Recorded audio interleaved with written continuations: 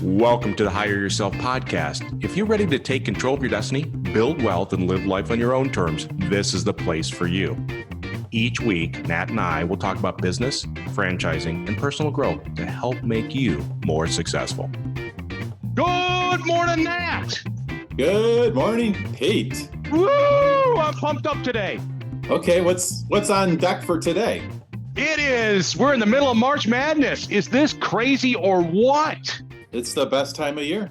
I'm not a big basketball fan, but when it gets around March Madness, this is my time. I love it. From that standpoint. Yeah. Do you have some favorite teams? Well, my bracket's already, blown up, so it doesn't really matter from that standpoint. But you talk about the perfect bracket.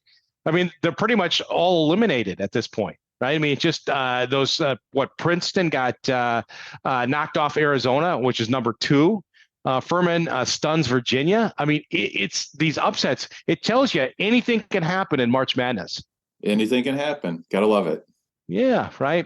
And I think about teams, and it's when they come together as a team. That's really important. And you kind of thrive during the tournament, and somebody's going to hit the mojo. So I thought what we do today is talk a little bit about when somebody wants to become a franchisee, right? They have to understand that they're going to be a partner with the franchisor. Mm-hmm. And it takes 2 to form a partnership, meaning that the franchisor is looking for certain things, characteristics that potential franchisee has. And you have to have those things to be attractive for a franchisor to want to partner with you. So I thought we'd talk about the 8 things characteristics that franchisors look at if somebody is going to be a potential franchise partner for them. Sound good? Yeah, I mean, the franchisors are pretty selective because, as using sports, you're only as strong as your weakest link, right? So you want to make sure you have good franchise owners on the team so that you have a strong team.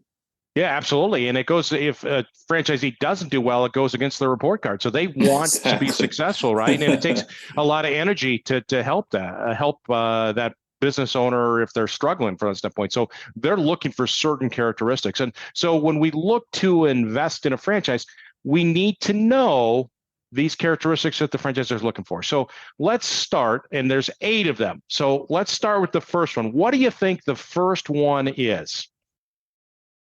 When I'm talking to my candidates that are looking at franchises, I always tell them that, the franchisors are typically like team building and leadership skills are definitely at the top of the list because, again, going back to that, you're only as strong as your weakest link.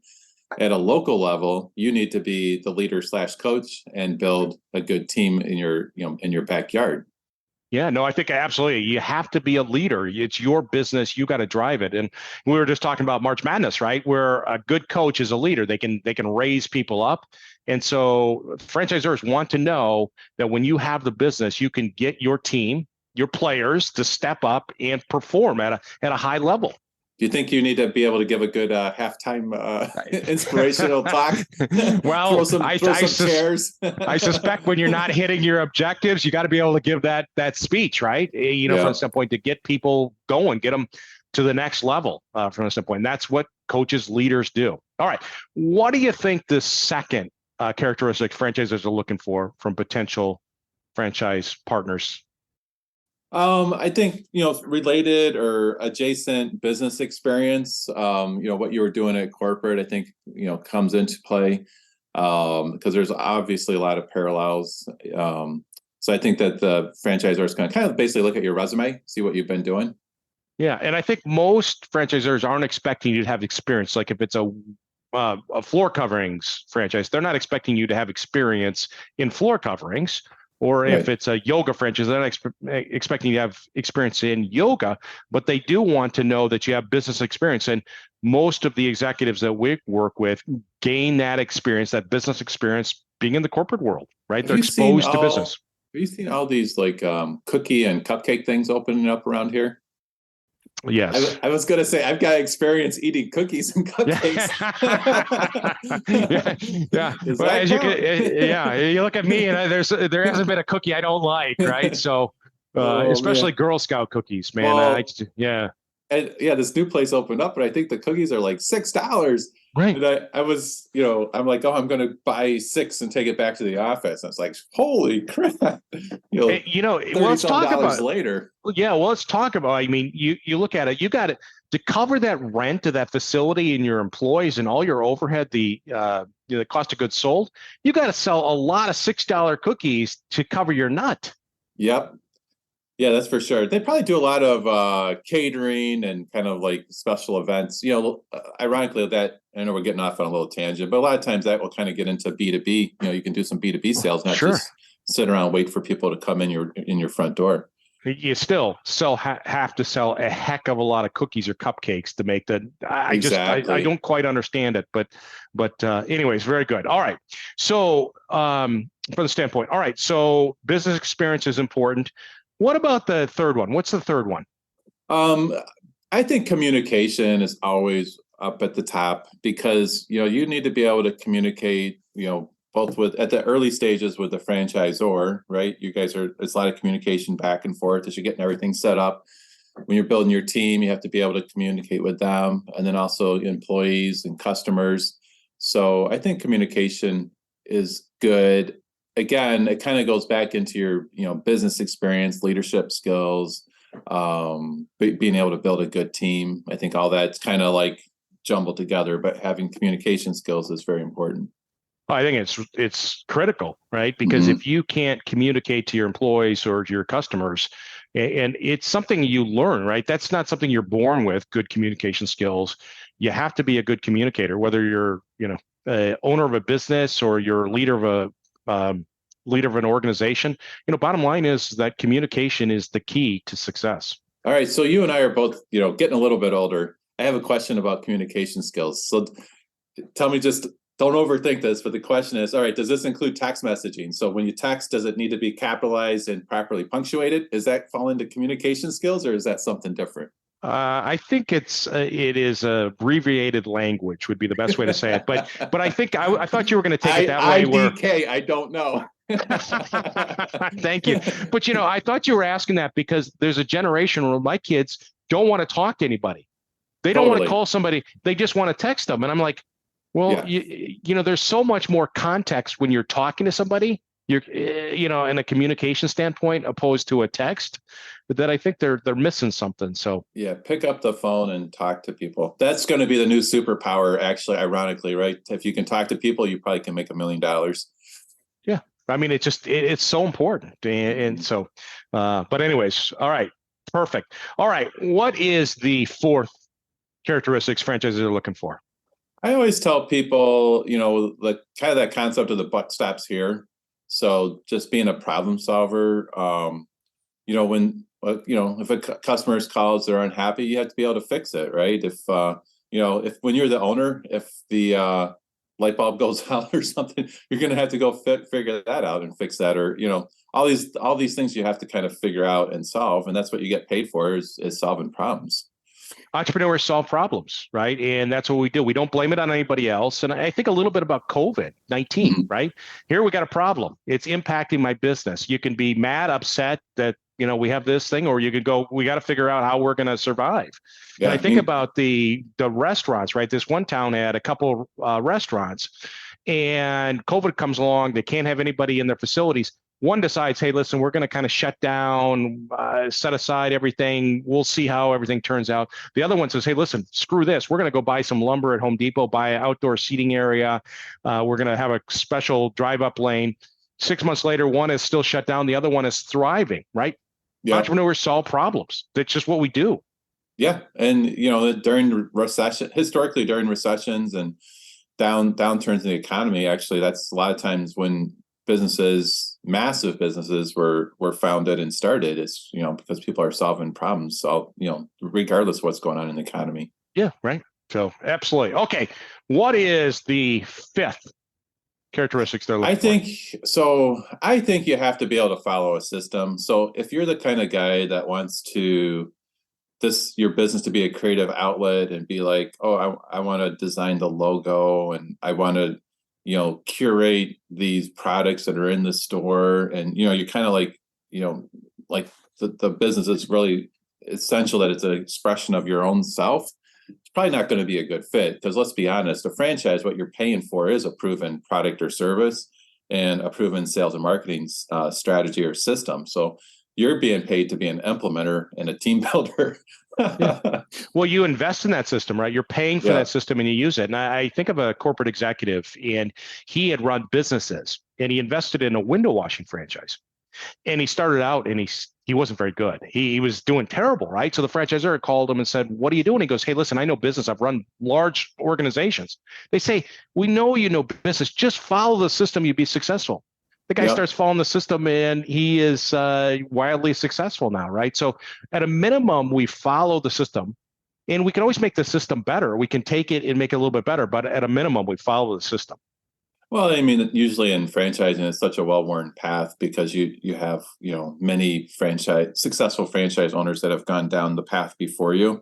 So why not just, follow the path and join them in the success? If you want creative outlet, I always tell people, you can always, they'll do, volunteer work or start a hobby or do something else. But when it comes to your franchise, just follow the system for sure. Yeah. Yeah, absolutely. So if you're a maverick in my way or the highway, then franchise probably isn't good for you, for sure. Yeah, you're going to be stressed out.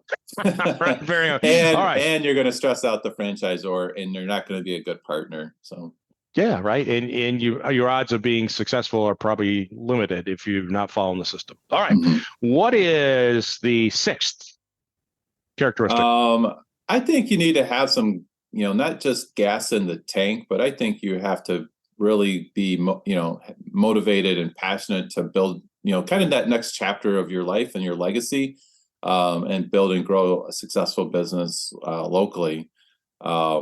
This has, when you're starting a business, it's a contact sport. Going back to sports analogy and March Madness and all that, you got to get in there and you got to make some contact, and you have to be passionate about that. And you have to, want to get sweaty, kind of get in the flow and build your business. Yeah, absolutely. I mean, I think when you talk about motivation and drive, I mean, you got to have that, because if you don't have it as the owner, who's going to have it? Right. Or if you're talking to somebody about your business and you're like, "Oh, I'm not very, it's just, it's when this is what we do." I mean, you got to be passionate in how you can help others, the community, the customers from that standpoint, and passionate with your employees, because if you're not passionate, how the heck are you going to have passionate employees? Yeah. And I think right on the heels of that is just being confident and having enthusiasm. Again, it kind of circles back to leadership skills and just, the March Madness concept of being the leader. I'm sure actually, I bet franchises in general, if they find out that you were the team captain, I bet there's a pretty high success rate that they would accept you into the franchise system, right? Well, and you see a lot of times when you're a leader in a sport, you're also then a leader in business, right? Exactly. There's a correlation, but that I think that stuff carries forward, and I think that is the seventh one, right? It's confidence, enthusiasm. I mean, it's just like when the March Madness, we talk about it again. If you're not enthusiastic and confident, I mean, for those upsets to happen, you got to have some pretty good confidence as an underdog to go in there and knock off a number 2 seat. That's pretty cool. Yeah. Yeah. You got to want the ball. Like, give me the ball in that clutch situation. Right. Yeah. Yeah. They don't want to give it to me because they wouldn't be very good with basketball. Right. So you're the guy that they're going to try to foul, like, in the last few seconds. I'm the guy that's grabbing people's ankles or doing something, but I'm not the guy. I'm definitely not the shooter. So I was not graced with that for sure. Okay. What is the 8th characteristics we believe franchisors would be looking for in a franchise partner? I think just being open-minded and willing to learn and grow. Life is a journey, and something that for sure today might not be the same tomorrow. Like we were talking, even with COVID, being able to learn, grow, adapt, overcome, all that, I think is super important. I think for a lot of leaders and business owners, you hear that leaders are readers. So a lot of people like to read books and just, go to conferences and learn and improve, make better themselves, their family. they're kind of always working on making themselves, and they're making everything better. It's just a trend I've noticed over the years. Yeah, absolutely. I mean, I think is we want to learn. We have to be lifetime learners. And if Yes. you stay in a place, then you're either going forwards or backwards. And if you're not learning, you're going backwards. And so if you're learning and growing, that allows you to be successful.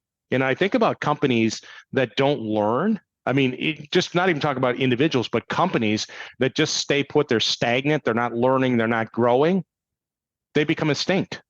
Yeah, that's a good point. You're either growing or dying. I think that's a famous saying. Yeah. So when we look to invest in a franchise, we have to understand that franchisors are looking for a business partner that has certain characteristics. And today we've outlined the 8 characteristics. And so really important people need to know that.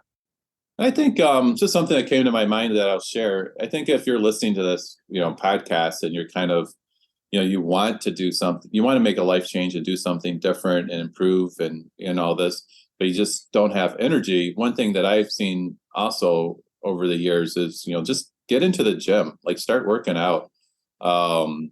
Whether that's, start by walking and then, work your way up to lifting weights and doing some more things. But I think just taking care of yourself, and that's good for your body, good for your mental health and everything. And that will lead to energy to be that inspirational leader for your business and, take everything to the next level. I agree. I was listening to Anthony Robbins' book the other day, Life Force. And, it is about if you can get your body in line with everything, and there's certain things you can do, it just makes things better, right? Yeah. And just good things happen when you're doing good stuff. So yeah, awesome. Oh, Well, I think all right. there's a lot to be excited about. March Madness will be interesting to see how this all ends up. Yeah. So yeah, we'll see. So again, I'm looking forward to some more games. So all right, thanks so much. Have a great day. Thanks for listening to the Hire Yourself podcast. For more resources, check out our website at hireyourself.com. And remember to subscribe to this podcast to receive each episode. Please leave us a rating, and we'd love to hear your feedback or suggestions for topics.